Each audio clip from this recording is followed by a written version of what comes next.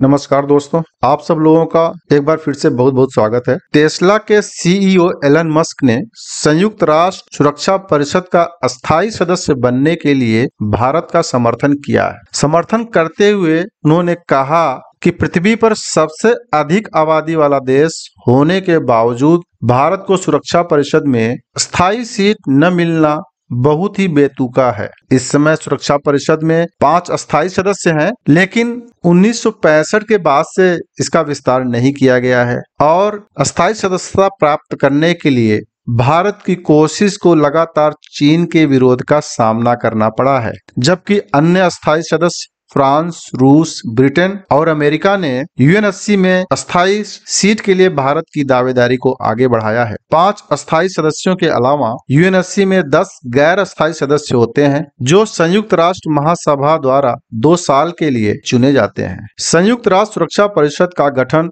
द्वितीय विश्व युद्ध के बाद किया गया था और इसकी स्थापना मुख्य रूप से अंतर्राष्ट्रीय शांति और सुरक्षा बनाए रखने के लिए 17 जनवरी 1946 को की गई थी। द्वितीय विश्व युद्ध समाप्त होने के बाद तत्कालीन अमेरिकी राष्ट्रपति फ्रैंकलिन रूजवेल्ट ने चीन गणराज्य को शामिल करने की वकालत की और ब्रिटेन फ्रांस को इस समूह में शामिल करना चाहता था। इस तरह यूएनएससी को अपने 5 अस्थायी सदस्य देश मिल गए। कई वर्षों से भारत अक्सर संयुक्त राष्ट्र सुरक्षा परिषद में अस्थायी स्थान के लिए तर्क देता रहा है। यह तर्क देते हुए कि वर्तमान व्यवस्था प्रतिनिधित्व के मामले में बहुत ही सीमित है। यूएनएससी का अस्थायी सदस्य बनने के लिए किसी देश को संयुक्त राष्ट्र महासभा के 2/3 सदस्यों और सभी 5 अस्थायी देशों के समर्थन की आवश्यकता होगी। जहां पहली आवश्यकता को हासिल करना अपेक्षाकृत आसान है, वहीं दूसरा बहुत ही कठिन। ऐसा इसलिए क्योंकि सभी 5 अस्थायी सदस्यों के पास वीटो शक्ति है। इस प्रकार यदि एक देश किसी प्रस्ताव के विरुद्ध निर्णय लेता है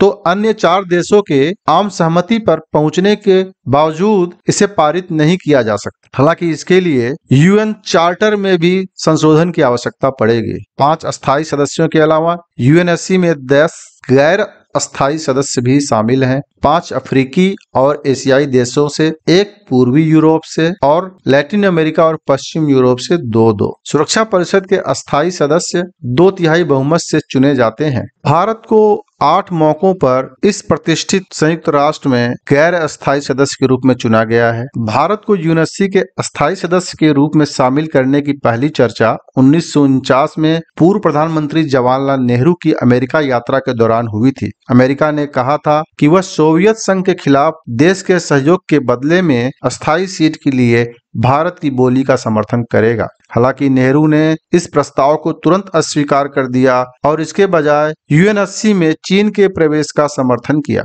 दूसरा प्रस्ताव 1955 में सोवियत संघ के माध्यम से आया।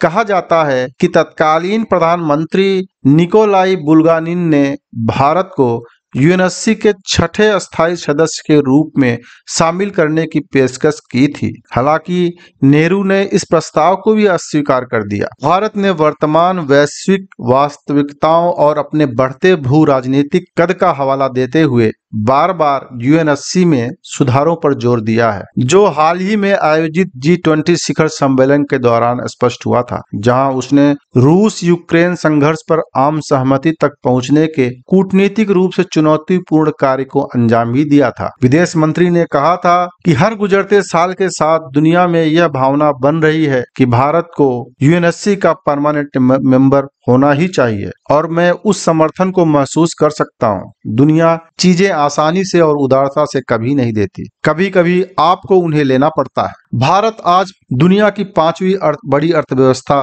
बनने को तैयार है और यह दुनिया का सबसे बड़े आबादी वाला देश है। ऐसे में भारत को यूएनएससी का परमानेंट मेंबरशिप न मिलना एक बहुत ही अजीब बात है। इन 50 सालों में विश्व की व्यवस्थाओं में बहुत बदलाव हुआ है, बहुत सारे वर्ल्ड ऑर्डर्स चेंज हुए हैं।